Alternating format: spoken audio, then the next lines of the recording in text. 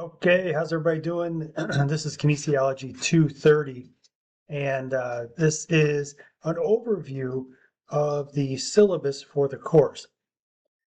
With the syllabus itself is kind of like a three-party agreement between the college, the student, and the instructor, and it outlines, things regarding and specific to the course, and it also offers up information regarding the course, but also offers up information regarding services on campus. So let's go ahead and get going with the syllabus.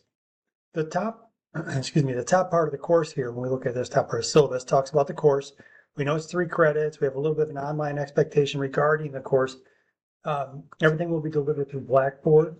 And when you look at the class itself, the schedule of the class is first week is March 10th. The last day to drop for 100% refund is that Monday thereafter, the 17th. And then we have spring break for a week on March 24th.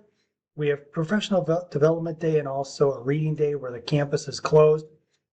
Excuse me. The last day to withdraw from the course is April 28th, and the last day of class is May 10th. So those are kind of like the key dates there. And I hope you don't find yourself in a position where you have to drop the class or withdraw from the class. Hopefully we can, if you find you're falling behind a little bit, maybe we can find a way to help you out. But I would urge you to stay on top of your homework and stay on top of your assignments and don't let that get away from you because it's a tough road to come back from, right? All right, so course description. This is something we should have reviewed before signing up for the course. But the course itself provides an understanding of the physiological response and adaptation to exercise and other environmental stressors. We'll talk about neuromuscular adaptation, metabolism, cardiorespiratory physiology, hormonal responses examined. So there's a couple different things we'll talk about. These are the main 6 that will kind of permeate all aspects of the course. So with the class itself, because it's all online, you're going to need a device that allows you to get online. You're going to need access to the internet. I will say that there are different ways, there's different resources, available to you at Harper. And to that end, you have to be able to find perhaps, I think, like a Chromebook or something on loan if you need it. Further down, required materials. Schoenfield and Snar are the editors for National Strength and Conditioning Essentials of Personal Training, 3rd edition. This is through Human Kinetics. You can obtain that book through Human Kinetics or, our Harper College bookstore. But within Human Kinetics, I know you can do the online version. It's actually pretty economical to do that. You scroll down a little bit further here in the course assessments and then also the grading criteria. You can kind of see that the beefy part of the class comes down to the quizzes and then the 4 exams. And you can kind of strategize out from here, but we have post and response. We know we have 8 of those. We have 8 written assignments. And then within the context of quizzes, we have 8 of them at 15 points apiece as opposed to 10 points apiece. And then the exams are 50 points apiece. So it comes out to about 440 points. Where we'll land for the course. I'm pretty sure we're going to land at about 440 sometimes. If there's a weird week where there's like a blizzard or something late in March, we may have some adjustments we have to make, but usually it lands pretty darn close to the number calculated out. So I'm figuring about 440 points. You can go 0.9 times 440, give you an idea what it takes to be on the A train. So we have post and response, written assignments, quizzes, and exams. Kind of breaks down everything for you to be able to evaluate where you're going to stand on the course. Scroll down a little bit further. With the assessment policies, you have, I do my grading all online, all through Blackboard, and you'll get your responses through Blackboard. Some information regarding code of conduct. This is kind of the informational piece that the university wants us to put in. So we're informing you regarding code of conduct and what, falls under the auspices of academic dishonesty, which is cheating, plagiarism, falsifying information, etc. Equal opportunity statement, further down. This is all stuff we've seen about 1,000 times, I'm sure, with your other classes. When you get down into this area, we start talking about student support services.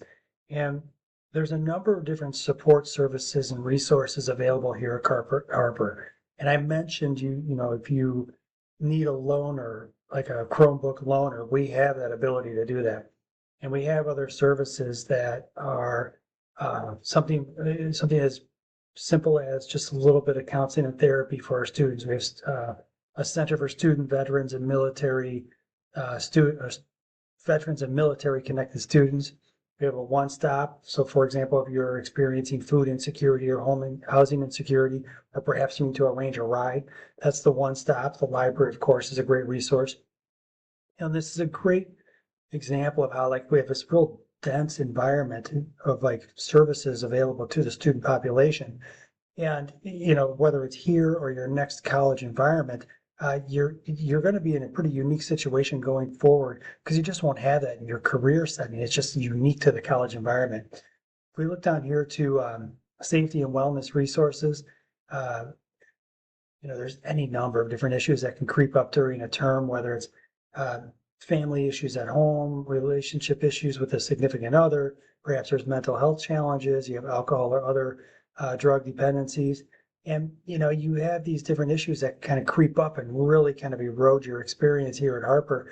I would urge you, to take a look and do a control click here or a control click here to look at these different resources, because I stress this every time in my class or every class that I teach, that no student at Harper College ever needs suffer in silence. You have so many resources available to you literally at a control click or a control click that you can either go that route or you can approach one of your instructors, because we're all very well versed in these different services and also very well versed in how we can best connect you with those services.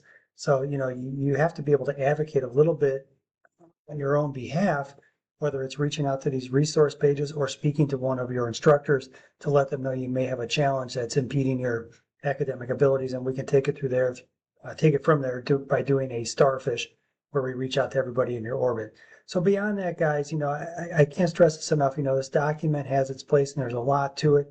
And when you get to the end of it and you go to the next page, there's a little schedule down here, excuse me, and this kind of lays out the course. Now, this is actually in the syllabus, I'm sorry, in Blackboard. This is red, this is orange, this is yellow, and this is green. For whatever reason, this yellow here shows up kind of funky because of my, I use midnight for all my Word documents, just easier on my eyes. But anyways, this lays out Module 1, Module 2, Module 3, Module 4, red, orange, yellow, green.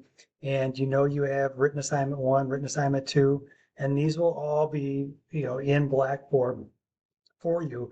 And as I create them, I'll load them in here. And so that's kind of the important part of this course. You got to understand, I'm creating the content as I go. And to that end, I'll probably end up resubmitting this document, in Blackboard for your review. So you have it, but you'll have assignment 1, the topic, written assignment 2, the topic 3, the topic, etc. So you'll be able to review that going forward. Hopefully this helps, guys. With the book itself, I think what you'll need to do is refer back to the schedule, because, in Module 1, Week 1, we're doing Chapter 1, 4, 5. And then Week 2, we have Chapter 2 and 6, then 3 and 7, then 12, 13, 14. So it doesn't get chronological until later on in the course. Earlier on, we kind of jump around a little bit. All right, I'm going to break away from this and I'm going to jump into the next presentation. Thanks, guys.